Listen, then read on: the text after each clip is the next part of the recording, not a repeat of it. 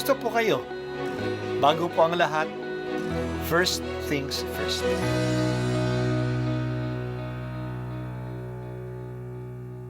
Good morning po.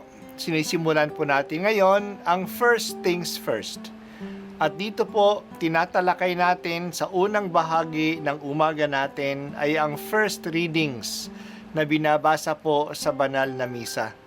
Ito pong tinatalakay natin kasi madalas po kasi marami na tayong alam tungkol sa gospel readings. Pero konti po ang nagsasalita sa first readings. Pero ang first readings, bahagi din po yan ng Biblia, ng banal na kasulatan. Kaya susubaybayan po natin ang mga first readings, basahin po natin at kuminsan kailangan ng basahin ng 2 o 3 beses bago maintindihan kasi hindi po tayo familiar sa mga istorya at sa mga kaisipan na tinatalakay dito. Ang pagbasa mula sa mga gawa ng mga apostol. Noong mga araw na iyon, maraming naniwala at nanalig sa Panginoon. Nabalitaan ito ng simbahan sa Jerusalem, kaya't sinugo nila sa Antioquia si Bernabe. Nang dumating siya roon at makita ang pagpapala ng Diyos sa kanila, siya'y nagalak at pinagpayuhan silang lahat na manatiling tapat sa Panginoon. Mabuting tao si Bernabe, puspos ng Espiritu Santo at matibay ang pananampalataya, kaya marami siyang nadala sa Panginoon. Nagpunta si Bernabe sa Tarso upang hanapin si Saulo, at nang kaniyang matagpuan ay isinama sa Antioquia. 1 taong singkad silang nanatili roon kasama ng simbahan at nagturo sa maraming tao. At doon sa Antioquia, unang tinawag na Kristiyano ang mga alagad. May mga propeta at mga guro sa simbahan sa Antioquia. Kabilang dito sina Bernabe, Simeon na tinaguriang Negro, Lucio na taga Cirene, Saulo at Manaen, kababata ng tetrarkang si Herodes.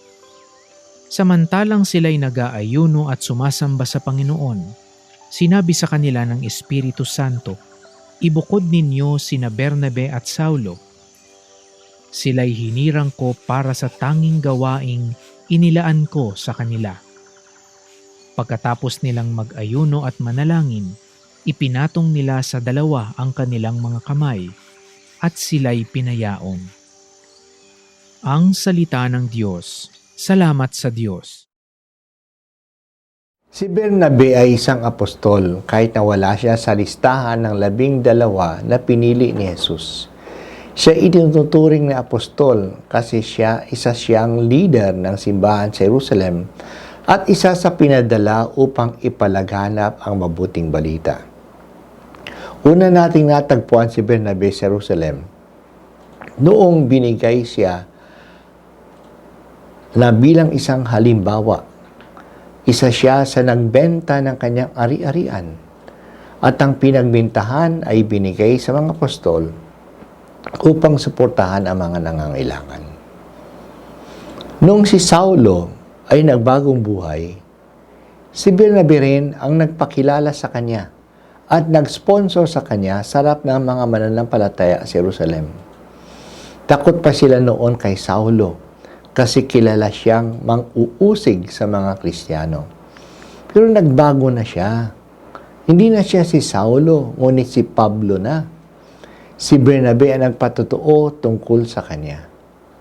Nung kumalat na ang magandang balita sa labas ng Judea at nakapunta na sa Antioquia, sa Syria, si Bernabe ang pinadala doon ng mga apostol. Ang Antioquia ay ang capital city ng bansa ng Syria. Maaaring ang mga tao doon ay mga Greek speakers. At si Bernabe ay nagsasalita ng Griego kasi galing siya sa isla ng Cipro. Noon, ang mga tumatanggap lang kay Jesus bilang Kristo ay ang mga Hudyo. Pero dito sa Antioquia, maraming mga Griego, mga hindi Hudyo na naniwala kay Jesus. Si Bernabe ang pinadala doon upang i-verify kung totoo ang conversions ng mga tao doon. Ang description kay Bernabe ay siya isang mabuting tao at puspos ng Espiritu Santo at matibay ang pananampalataya. Natuwa siya sa kanyang nakita sa Antioquia. Talagang ito ay galing sa Diyos. Hindi niya pinigilan ang development na ito at sa halip in-encourage pa at pinalalim ang pananampalataya ng mga Griego, ng mga hindi Hudyo. Kinaon niya si Pablo na noon ay nandoon sa kanyang lungsod sa Tarsus sa probinsya ng Cilicia. Nagtulungan silang dalawa sa pagpapalalim at pagpapalawak ng pananampalataya ng mga tao sa Antioquia. Ganun sila ka-successful na nakilala ng mga tao ang katangian ng bagong pananampalatayang ito. Kinilala nila na si Jesus ay ang Kristo. Kaya sa Antioquia nagsimula na tawagin ang bagong grupo ng mga Kristiyano. Naniniwala na ang Kristo ay si Jesus. Si Bernabe at si Pablo ay pinadala din ng Espiritu Santo na hindi lang magpahayag dito sa Syria, kundi pumunta din sila sa iba pang mga lugar upang ipakilala si Jesus. Kaya magkasama si Bernabe at si Pablo sa kanilang missionary journey. Talagang si Bernabe ay isang apostol. Siya ay talagang pinadala.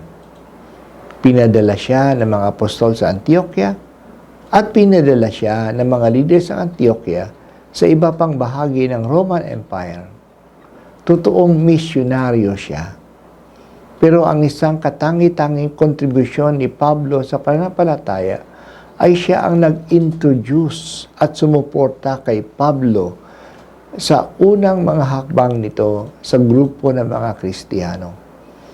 Dahil sa kanya tinanggap si Pablo at marahil si Pablo din ay natutong maging misyonaryo sa Antioquia at sa kanilang missionary journey mula kay Bernabe.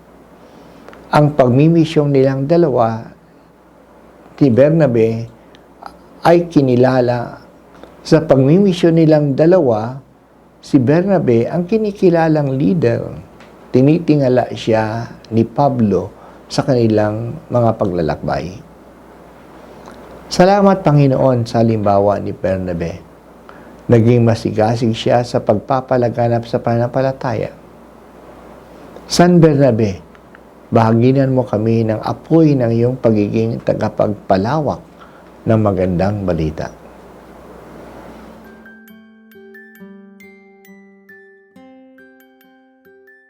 At ako po ay si Bishop Broderick Pabilio dito sa First Things First.